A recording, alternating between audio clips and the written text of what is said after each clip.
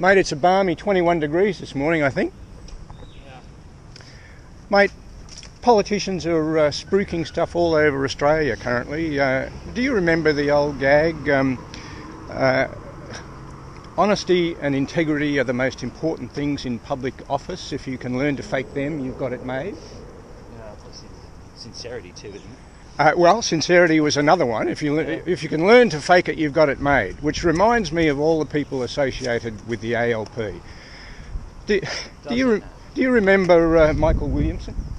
Yeah. He was the national president of the ALP, and he was convicted of stealing millions of dollars from the members of the HSU, and served time in jail.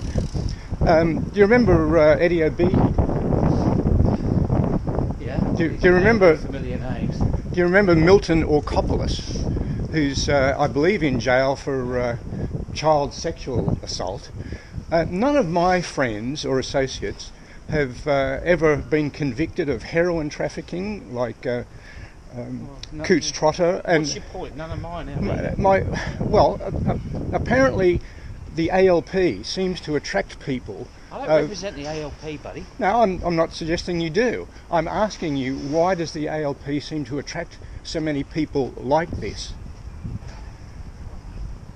All right. Thank you, Andrew.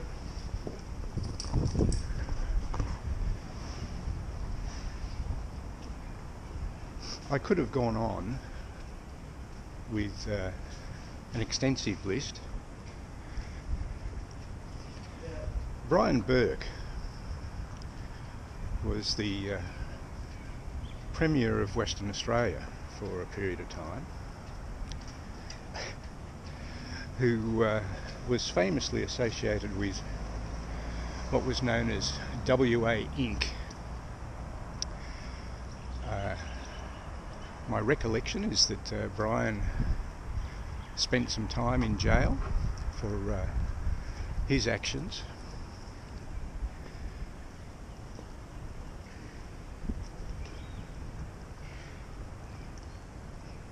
I always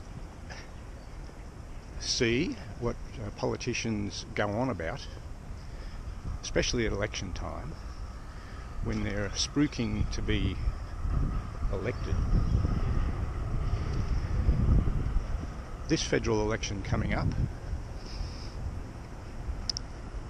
is yet another in a long series. Some people say, what difference does it make? Some people say, well, it's time for a change because the mob that's been in power for a period of time have been far more interested in arguing amongst themselves than doing what's best for the country. Some people say, well, they couldn't be any, the alternative couldn't be any worse than the mob that are already in. Bill Shorten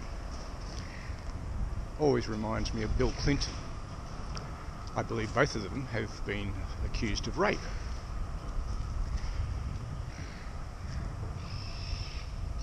I recall back in late 2013 reading internet reports that a senior Labor Party figure was under investigation by Victoria Police in relation to an alleged rape. Over succeeding months, the internet reports indicated that the senior Labor official was Bill Shorten. But none of the mainstream media would touch the matter until, I believe, around August 2014, when it's my recollection that Bill Shorten appeared at an impromptu media gaggle to say that Victoria Police had investigated an allegation by a woman that she had been raped by him,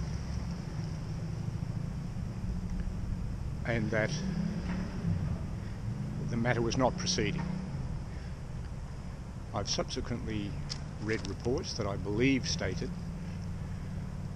that a brief of evidence had been assembled by Victoria Police and delivered to the DPP, and the DPP determined that there was no reasonable prospect of a conviction, so no charges were brought. I happened to be in the audience at Q&A in Melbourne in early 2014, I think, from memory.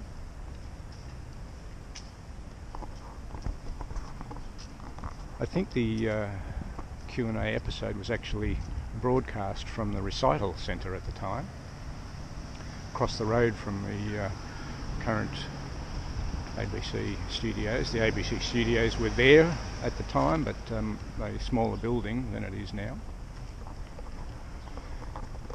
And on the evening, during the program, Tony Jones referred to the matter of Royal Australian Navy personnel allegedly holding the hands of asylum seekers on the hot exhaust pipes of a patrol boat. And I immediately put up my hand in the audience, and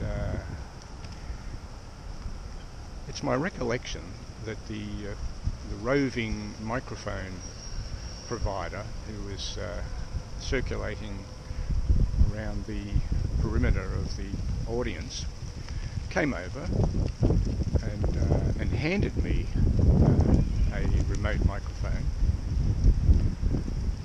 with the implication that Tony Jones may well take a question from me. In the event, the panel moved on to another matter, and I was never called on to ask my question. But my question would have been, Tony, why are the ABC spruiking the unsubstantiated allegations by some bloke or blokes in Indonesia about the alleged actions of Australian military personnel? But the ABC, to my knowledge, is not making any reference to unsubstantiated allegations by a woman right here in Australia that she has been raped by a senior politician. That would have been my question. I appreciate that there is a difference between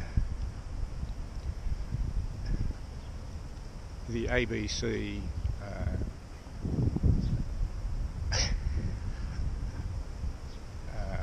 pushing a narrative which they had been for some time back in 2014, and which they still pursue today. I appreciate there's a difference between that and an allegation against a known person in Australia who is entitled to the presumption of innocence, and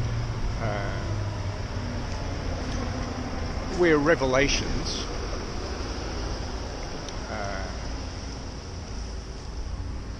during the course of an investigation may prejudice that investigation. I was just intrigued, though, that and the media,